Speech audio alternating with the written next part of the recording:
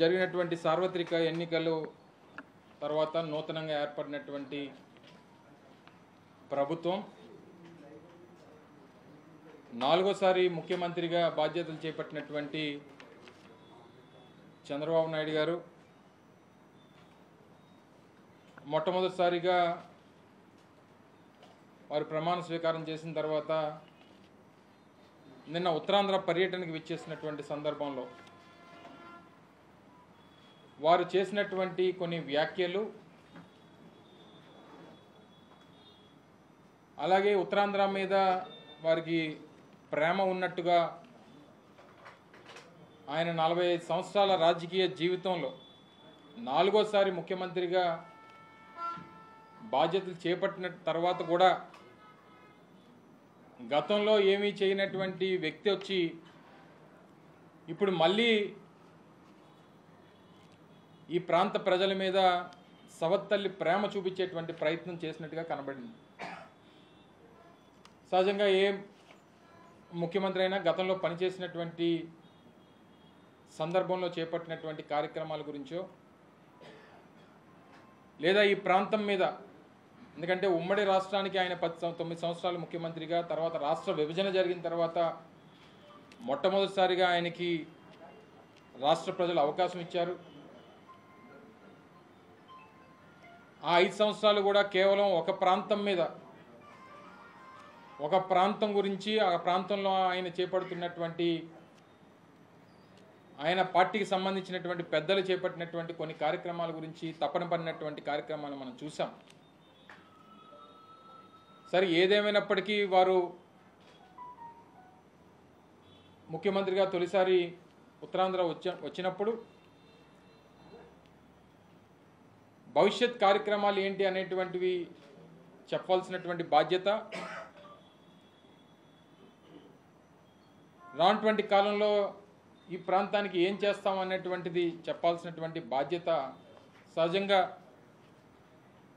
ఉంటుంది. కాబట్టి అవన్నీ పక్కన పెట్టి ఇంకా జగన్మోహన్ రెడ్డి గారిని నిందించేటువంటి కార్యక్రమం, ఈ ప్రాంతానికి వైఎస్ఆర్ కాంగ్రెస్ పార్టీ ప్రభుత్వం గతంలో 5 సంవత్సరాలు ఏదో అన్యాయం చేసినట్టుగా వారు చిత్రీకరించేటువంటి ప్రయత్నం మనం చూసాం. ముఖ్యంగా అందులో Bhogapuram international airport, Bhogapuram international ఎయిర్పోర్ట్కి సంబంధించి 2019లో వైఎస్ఆర్ కాంగ్రెస్ పార్టీ అధికారంలోకి వచ్చేటువంటి సమయానికి 2200 ఎకరాలు ఏదైతే భోగాపురం ఇంటర్నేషనల్ ఎయిర్పోర్ట్కి సంబంధించి నిర్మాణం చేపట్టాలని చెప్పి నిర్ణయం తీసుకున్నామో, అందులో ఆ రోజు మేము అధికారంలోకి వచ్చినటువంటి సమయానికి ప్రభుత్వం చేతిలో ఉన్నటువంటిది కేవలం 377 ఎకరాలు. 377 ఎకరాలు మాత్రమే ఆ రోజు ప్రభుత్వం ఆధీనంలో, ఆ 2200 ఎకరాల్లో 377 ఎకరాలు మాత్రమే ప్రభుత్వం ఆధీనంలో ఉంది. దాదాపు మిగిలిన 1850, 1900 ఎకరాలు అసలు ప్రభుత్వం ఆధీనంలో లేదు, రైతుల ఆధీనంలోనే ఉంది. కానీ ఆ రోజు ప్రజల్ని మభ్యపెట్టడానికి 2019 ఫిబ్రవరి 14 ఒక శిలాఫలకం వేసేసి అప్పుడు కూడా ప్రజల్ని మభ్యపెట్టేటువంటి ప్రయత్నం చేశారు. సరే, తర్వాత ప్రజలు ఏ రకంగా నిర్ణయం తీసుకున్నారో మనం చూసాం. ఇప్పటికి కూడా ఆయన చేసినటువంటి కార్యక్రమంగానే దాన్ని చిత్రీకరించడం అనేటువంటిది చాలా ఆశ్చర్యానికి గురి చేస్తుంది. ఎందుకంటే గత సంవత్సరం మే 3వ తారీఖున అనుకుంటా భోగాపురం ఇంటర్నేషనల్ ఎయిర్పోర్ట్కి సంబంధించి ఆ రోజు ముఖ్యమంత్రిగా ఉన్నటువంటి జగన్మోహన్ రెడ్డి గారు, దానికి సంబంధించినటువంటి I&I మినిస్టర్గా ఉన్నటువంటి నేను కానీ, లేదా కేంద్ర మంత్రివర్యులుగా ఉన్నటువంటి పెద్దలు జ్యోతిరాదిత్య సింధియా గారు దానికి పూర్తి స్థాయిలో అన్ని అనుమతులు తీసుకున్న తర్వాత పూర్తి స్థాయిలో నిర్మాణానికి ఏ రకమైనటువంటి ఆటంకాలు లేవు అని చెప్పి నిర్ధారణకు వచ్చిన తర్వాత పనులు మొదలుపెట్టినటువంటి ప్రభుత్వం జగన్మోహన్ రెడ్డి గారి ప్రభుత్వం. ఆ రోజు నేటికి దాదాపు 30-35% పనులు పూర్తి చేశాం. మిమ్మల్ని కూడా ఒక సందర్భంలో జనవరి మాసంలో అనుకుంటా, డిసెంబర్ జనవరి మాసాల్లో మిమ్మల్ని అందరినీ కూడా ఒకసారి అక్కడ జరుగుతున్నటువంటి పనుల్ని ప్రజలకు చూపించడం కోసం మిమ్మల్ని కూడా ఒకరోజు ఆహ్వానించి మిమ్మల్ని అందరినీ కూడా తీసుకెళ్ళినటువంటి సందర్భం మీ అందరికీ గుర్తుంది. ఆ రన్వే పనులు కానీ, టెర్మినల్ బిల్డింగ్ పనులకు సంబంధించి కానీ, ఇలా ఇవన్నీ జరుగుతున్నటువంటి క్రమంలో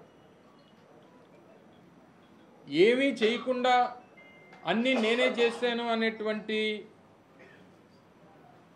మాట చెప్పుకునేటువంటి దాంట్లో చంద్రబాబు నాయుడు గారిని మించినటువంటి వ్యక్తి లేడు.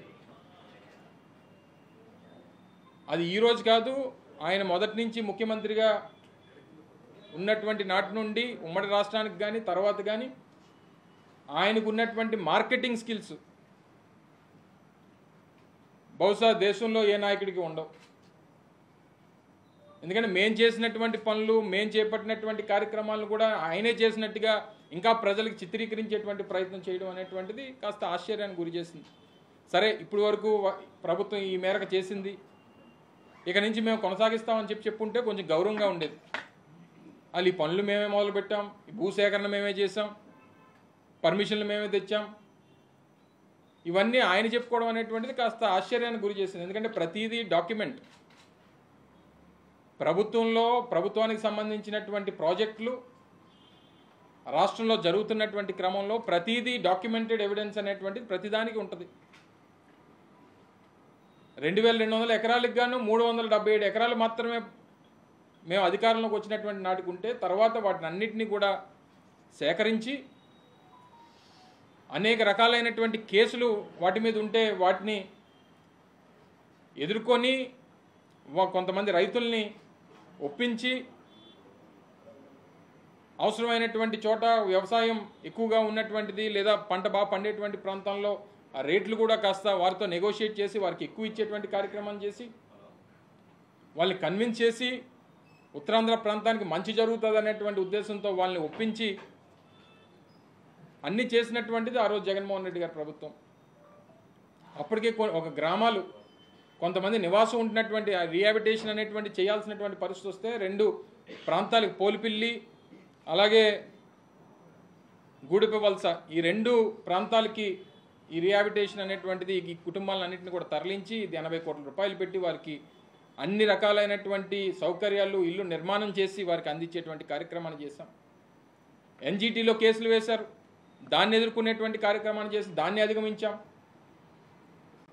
అన్ని రకాలుగా కూడా వాటిని అన్నింటిని కూడా ఎదుర్కొని ఏ రకంగా ఇబ్బంది ఉండకూడదని చెప్పి ఉద్దేశంతో 2200 ఎకరాలు ఆ రోజు జిఎంఆర్ సంస్థ ఏదైతే నిర్మాణ సంస్థ ఉందో వారికి అందించేటువంటి కార్యక్రమాన్ని చేశాం.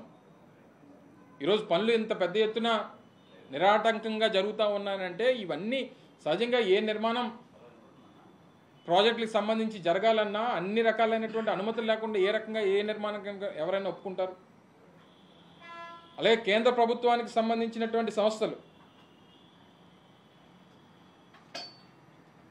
ఏదైతే ఇండియా ఫర్ సావరెన్ సర్వీసెస్ కానీ వారితో అగ్రిమెంట్ కానీ, అలాగే air navigation services airport authority of ఇండియాతో కానీ, security services with bureau of civil aviation safety కానీ, ఇలాగ అనేక నో అబ్జెక్షన్ సర్టిఫికేట్స్ కానీ మినిస్ట్రీ ఆఫ్ సివిల్ ఏవియేషన్ నుంచి కానీ ఎన్వైరాన్మెంటల్ క్లియరెన్స్లు కానీ ఇలాగ అన్ని రకాలుగా కూడా పూర్తి స్థాయిలో తీసుకొని ఈరోజు నిర్మాణం చేపట్టి దాదాపు 350 మెషిన్లతో ఆ రోజు మిమ్మల్ని కూడా ఆ రోజు అక్కడికి తీసుకెళ్ళినప్పుడు దాదాపు 350 మెషిన్స్ రకరకాలైనటువంటి ఎక్స్కవేటర్స్ కానీ జేసీబీలు కానీ రకరకాలైనటువంటి మెషినరీస్తో పనులు చేపట్టేటువంటి కార్యక్రమాలు కూడా మీకు చూపించేటువంటి కార్యక్రమం చేశాం. టెర్మినల్ బిల్డింగ్స్కి సంబంధించినటువంటి నిర్మాణాలు మీరు చూశారు. సో ఇది ఈ ప్రాంతానికి సంబంధించినటువంటి ప్రజలు, ఈ ప్రజల తాలూకు ఆకాంక్షలకు అనుగుణంగా చేపట్టినటువంటి ప్రాజెక్టులు.